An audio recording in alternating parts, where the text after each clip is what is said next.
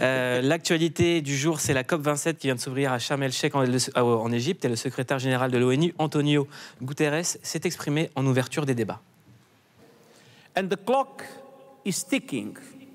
We are in the fight of our lives and we are losing. Greenhouse gas emissions keep growing. Global temperatures keep rising. And our planet is fast approaching tipping points that will make climate chaos irreversible. We are on a highway to climate hell with our foot still on the accelerator. Ça fait peur. Pour en parler, nous sommes avec Inès Léonarduzzi. Bonjour Inès. Bonjour. Vous êtes une des personnalités françaises les plus influentes au monde, selon Forbes. Vous avez créé l'ONG Digital for the Planet et vous avez publié le livre Réparer le futur du numérique à l'écologie aux éditions de l'Observatoire. Vous avez été une des premières à alerter sur les dangers de la pollution numérique. C'est quoi la pollution numérique ? La pollution numérique, c'est la manière dont le numérique impacte le monde, l'environnement, mais pas que. Dans mon livre, j'ai étendu cette définition à l'impact sur les capacités cognitives, notamment des enfants, et également sur l'impact sur la société en elle-même. Donc ce sont toutes les externalités négatives que produit le numérique. Une fois que j'ai dit ça, le numérique, c'est un outil merveilleux qui permet des grandes avancées, mais en l'espèce, il produit aussi des choses négatives, et à ça, il faut apporter des réponses. Et c'est quoi les réponses alors ? Les réponses, elles sont multiples. La première des choses, c'est que c'est un sujet assez frustrant. C'est un sujet, pour le coup, où il y a des centaines de milliers de membres qu'on fédère, qui sont des individus, des femmes, des hommes. Mais les vraies réponses, elles se portent d'abord au niveau gouvernemental, au niveau lobbying. Donc c'est la manière dont on va articuler les lois pour qu'il y ait moins de fabrication, qu'on arrive à mieux recycler les appareils électroniques, qu'on arrive à faire un meilleur usage des métaux rares, des métaux précieux qui se trouvent dans nos appareils et qu'on pourrait aussi recycler. C'est aussi la manière dont on est en train d'évoluer dans le monde du numérique, notamment avec tous ces enjeux métaversiques, notamment le métavers, qui impliquent une nouvelle onde de choc sur le plan... Quand par exemple, j'envoie un message à Freddy, est-ce que je pollue ? Avec un texto, avec un DM sur Insta ? Alors un texto et un DM, c'est pas la même chose. Tard le soir. Texto, c'est une action cellulaire, donc téléphonique, et puis un snap ou un MP. C'est toujours des photos qu'il envoie, donc c'est toujours... Tu peux dire les photos que je t'envoie, si je t'envoie quoi ? On va pas le dire là. Moi, je peux le dire. Des flans, gâteaux. On le sait. Des flans, c'est vrai.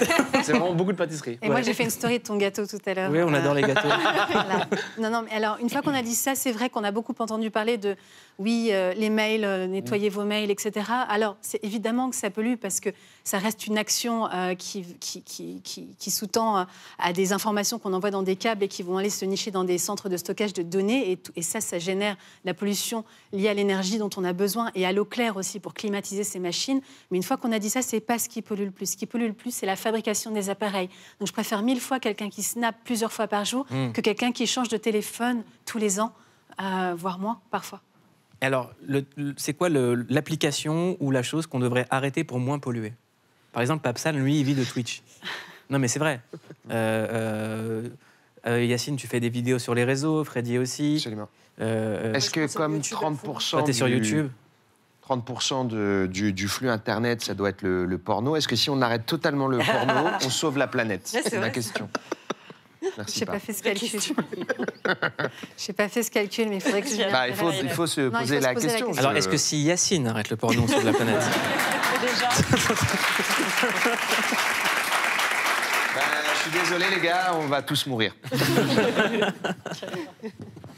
Non, les bonnes actions, ce que j'ai tendance à dire, c'est oui, vous parlez de vos activités réciproques, mais moi, mon mouvement, il vit grâce aux réseaux sociaux. Donc, on est tous un peu traîtres. Je lisais un article tout à l'heure dans Le Monde qui parlait de cette mannequin qui à la fois réhabilité des terres vierges en Hollande et qui à la fois défile pour les plus grands couturiers, une industrie de la mode qui est très polluante. Donc c'est... Pas du tout polluante. Je ne sais pas de quoi vous parlez. Et elle disait cette chose très belle. On est tous, comme Bruno Latour, qui nous a quittés il y a peu de temps, qui était un grand environnementaliste, qui disait on est tous un peu traîtres à nos convictions. On doit céder aux sirènes capitalistes pour vivre souvent.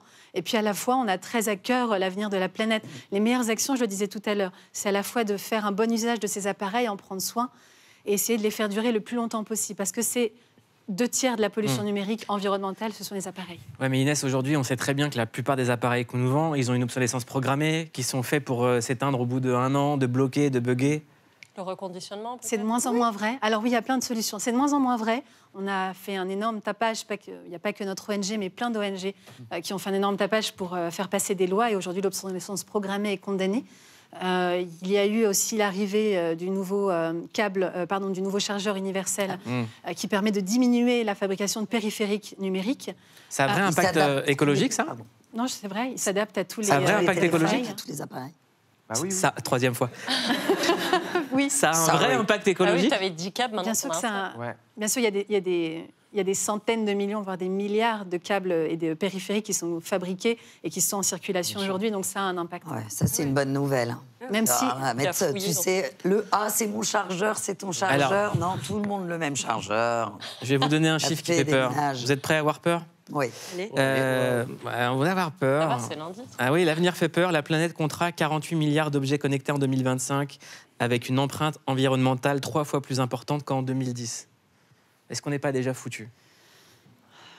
Moi, j'ai envie de dire que si je pense qu'on est foutu, mon combat, il ne sert plus à rien. Et le combat de toutes les personnes engagées, autant, en fait, bousiller la planète. Je pense on a très envie. En tout cas, les carbofascistes, comme je les appelle dans mon bouquin. Les carbofascistes? Ouais, Alors, attends, je vais le lire juste pour ça. C'est quoi? C'est qui les carbofascistes? Ce sont toutes les personnes qui ont intérêt à ce qu'on bousille la planète parce que ça crée plus de flux financiers. Les arbres ne poussent pas jusqu'au ciel, donc il faut qu'il y ait des crises pour créer des relais de croissance économique et capitaliste. Ce n'est pas un terme que j'ai inventé, c'est un terme qui a été inventé par un économiste français et j'ai simplement je l'ai simplement réutilisé. C'est ce que ces personnes voudraient qu'on pense, que la planète est foutue, donc autant y aller et tout déglinguer. En fait, nous, on pense que non, bien évidemment, qu'il y a encore l'espoir. Et ça, c'est important de le rappeler.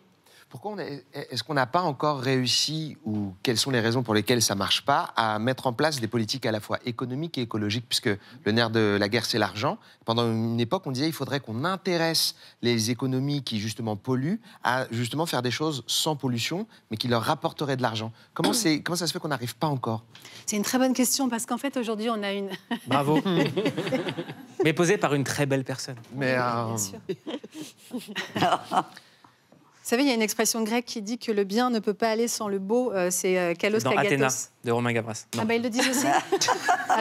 alors, Socrate l'a déjà inventé, en effet. C'est très bien de souligner ce film de Romain Gavras. Pardon, on vous a interrompu dans une réponse très sérieuse. Non, alors, c'est Inès. important comme question, parce qu'il faut comprendre qu'aujourd'hui, on produit du PIB par le flux.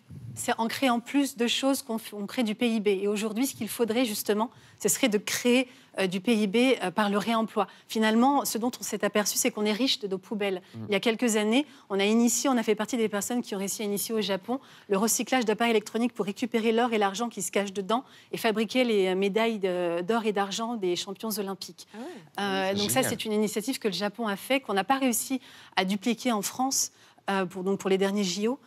Mais c'est quelque chose qui montre qu'en fait, c'est possible. Simplement, il faut avoir cette humilité de se dire qu'on peut faire de l'économie sans créer davantage de matière. Donc, plutôt créer du PIB par le flux, plutôt de créer du PIB, finalement, par la réinsertion de matériaux. Une dernière question, Inès. Aujourd'hui, quand on voit des activistes sur Internet qui sont finalement, à chaque fois qu'ils sont invités à la télévision, ça crée tout le temps des moments, comme dans le film Don't Look Up, où ils viennent dénoncer des choses hyper sérieuses et on ne les écoute pas sur les plateaux de télévision. Je pense notamment à la journaliste très talentueuse Paloma Moritz. À chaque fois qu'elle va à la télévision, on la regarde avec des grands yeux, elle passe pour Cassandre. Et finalement, leur seul moyen d'expression, c'est Internet, c'est les réseaux sociaux. Et finalement, ils polluent également. Comment on fait? Comment on fait pour se faire entendre sans polluer? Comme je le disais, j'en veux pas du tout aux personnes qui se servent des réseaux sociaux et d'Internet pour faire passer des messages. Au contraire, par ailleurs, je le disais en début d'intervention, le numérique, ça reste un outil fabuleux qui permet de faire prendre conscience de plein de choses. Donc, au contraire, j'ai tendance à se dire, tant que le numérique est là, autant l'utiliser pour de bonnes choses. C'est très bien si ça fait entendre ces voix-là.